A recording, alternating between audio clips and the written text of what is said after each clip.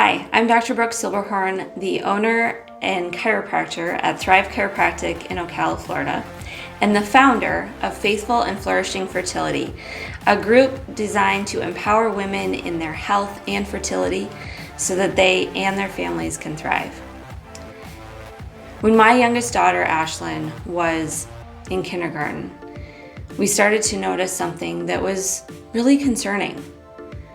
The enamel of her teeth was starting to erode away.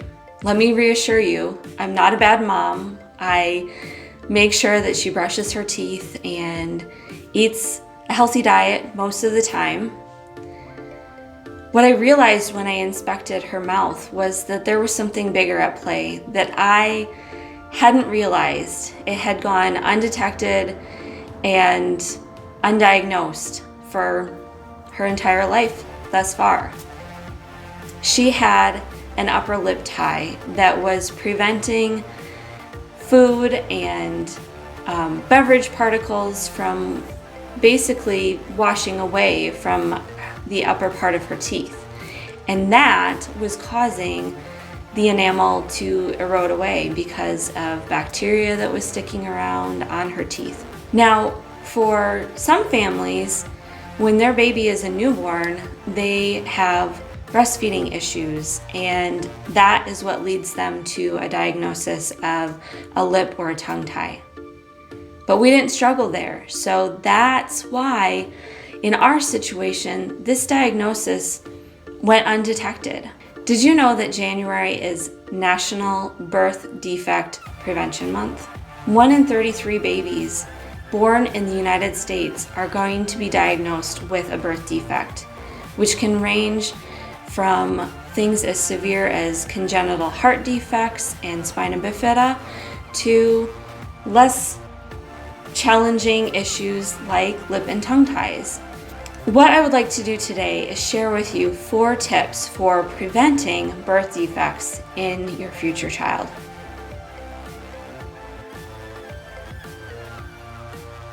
The first tip in preventing birth defects in your children is making sure that mom and dad both optimize their health before they conceive. The preconception time is critical for making sure that not only are you as healthy as you possibly can be, because that dictates the health of your child before they're even born. And let me reassure you that this is a joint effort. Both mom and dad's health are critically important. Epigenetic science tells us that the way that our genes express themselves is dictated by our environment.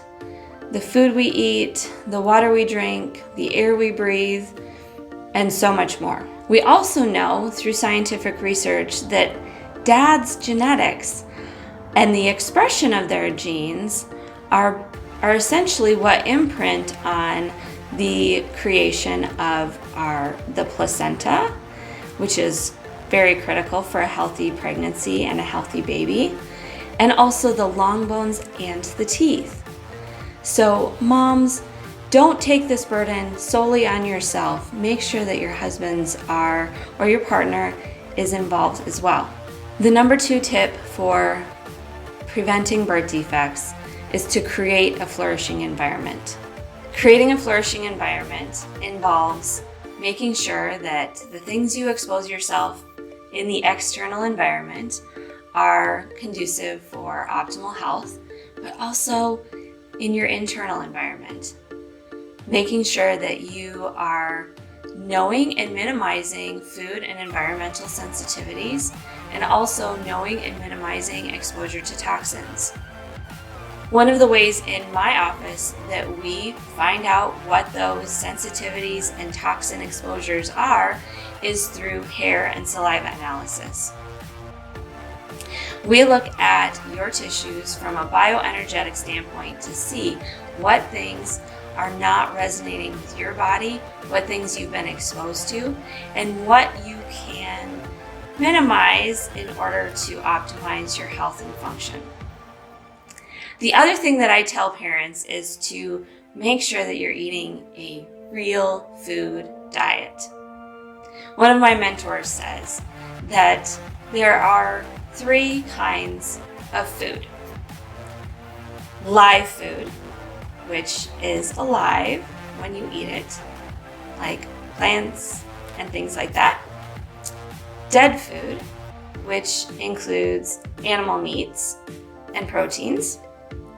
And not food, which would be all of the processed junk that tastes amazing but is really not good for you. So making sure that you're eating more live food than dead food and not food will go a long way to optimizing your health and creating a flourishing environment for conception and a healthy pregnancy, and therefore a healthy baby. The number 3 way of optimizing your health and preventing birth defects in your child is to make sure that you have adequate levels of folate.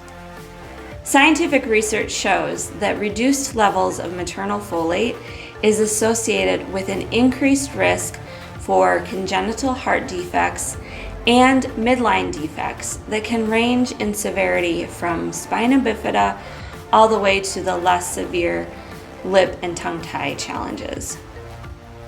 What is important to note is that many prenatal vitamins contain a synthetic form of folate called folic acid.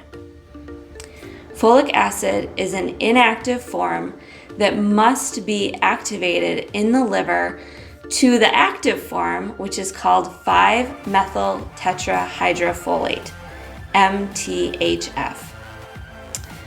This active form is a methyl donor for histone methylation, which is part of DNA synthesis. So folate is incredibly important for the growth and development of your baby.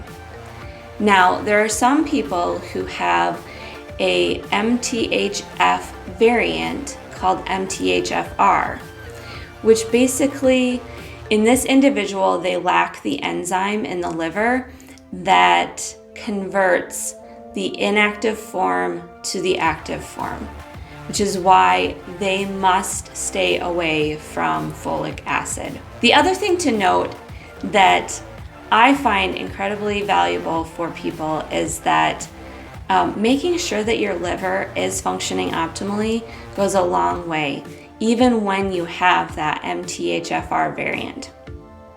But the number 1 thing that I will share with you is to get your folate from real food and real food supplements.